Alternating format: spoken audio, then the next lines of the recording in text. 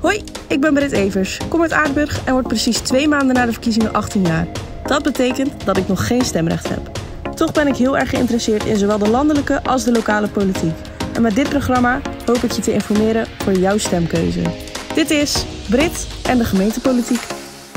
Mijn naam is Britt Evers en namens RTV Geldermond sta ik vandaag in Oostburg en praat ik met lijstbouwbijn-lijsttrekker François Balbijn. Goedemiddag. Kunt u mij de belangrijkste standpunten uit uw partijprogramma vertellen? De belangrijkste standpunten.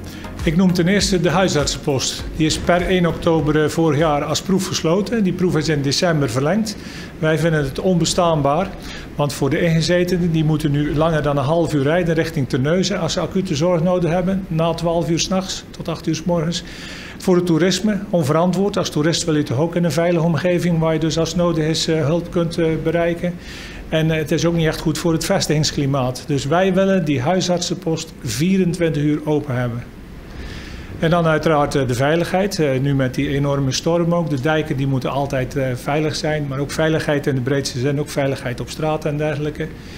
En ja, dan hebben we nog de Euregiotuinen, de invulling daarvan. Men wil daar 5 meerdaagse festivals gaan organiseren met een geluidsdruk van 127 decibel. Terwijl je dus ook een zorgdorp wil op poten zetten. Dat gaat toch niet samen? Dan praten we over 15 dagen herrie. En dan geconcentreerd in de zomermaanden uiteraard. Wij willen woningbouw mogelijk maken in alle kernen, ook de kleine kernen. En wat dacht u van de druk op de woningmarkt verlagen door vakantie- en recreatieparken open te stellen voor permanente bewoning? Ik denk dat dat wellicht een pasklare oplossing zou kunnen zijn.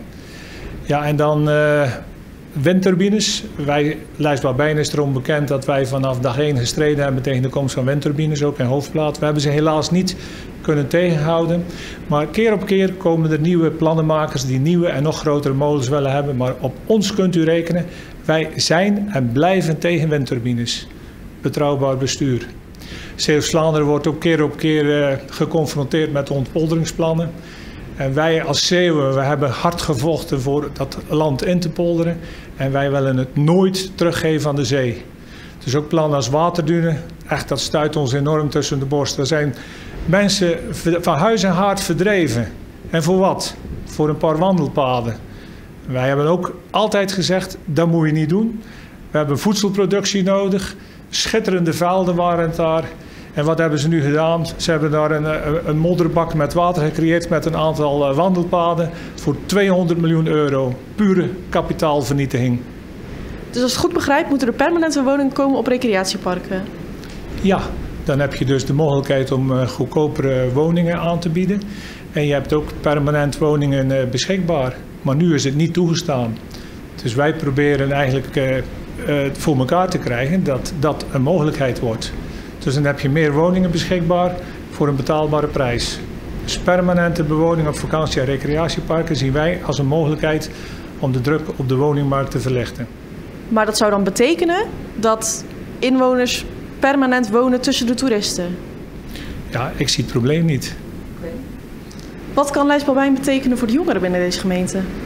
Ik denk dat jongeren meer hun stem moeten laten horen en ook lid worden van politieke verenigingen en politieke partijen, om zo een bijdrage te kunnen leveren. Kijk, in het verleden zijn ze wel eens opgestaan met betrekking tot een discotheek in Zeeuws-Vlaanderen. De jeugd wilde een discotheek in Zeeuws-Vlaanderen. En oké, als die mogelijkheden zijn, als er iemand is die dat wil exploiteren, dan zou er een discotheek gekomen zijn. Maar als je dus kijkt dat je in België vanaf 16 jaar alcoholische dranken mag nuttigen en in Nederland niet, dan is het toch heel erg lastig om hier een discotheek van de grond te krijgen. Maar nogmaals, toen heeft de jeugd zich laten horen. Toen heeft de politiek daarna geluisterd en gekeken naar de mogelijkheden. Dus als jeugd wil je gehoord worden, dan moet je aan de weg timmeren. Dus u vindt dat jongeren zelf aan moeten kloppen met ideeën bij de gemeente? Nou, er is, heb ik begrepen, ook een spreekuur in de gemeente Sluis. Dus jongeren zouden ook eens met een groep kunnen komen om eens iets voor te leggen aan de gemeente. Bij deze, het is ook overal in het advertentieblad staat dat die mogelijkheid wordt geboden. Maar ook als jeugd kan je ook contact opnemen met de gemeente van wat zijn onze mogelijkheden om iets onder de aandacht te brengen. Je hebt ook commissievergaderingen, daar kan je ook iets inbrengen. We hebben in het verleden het een paar keer gehad dat er vanuit de jongeren initiatief kwamen. Dus gewoon als je aan de weg timmert, word je gezien. Dus jeugd, laat u zich horen en dan kan de politiek het meenemen. Laatste vraag. Hoeveel zetels denkt u te halen? Daar wil ik geen voorschot op nemen. Ik laat het aan de kiezer over. De kiezer evalueert altijd na 4 jaar. Dus ik wacht het in bescheidenheid af. Maar denkt u dat u in de raad komt? Ik wacht het af. Na 16 maart weten we het. Kijk niet naar wat partijen beloven, maar kijk naar wat partijen in het verleden gedaan hebben.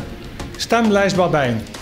Samen met lijst Babijn en uw inbreng komt onze mooie gemeente Sluis weer tot bloei. Dank u wel. Meneer Babijn, dank u wel dat u hier wilde zijn.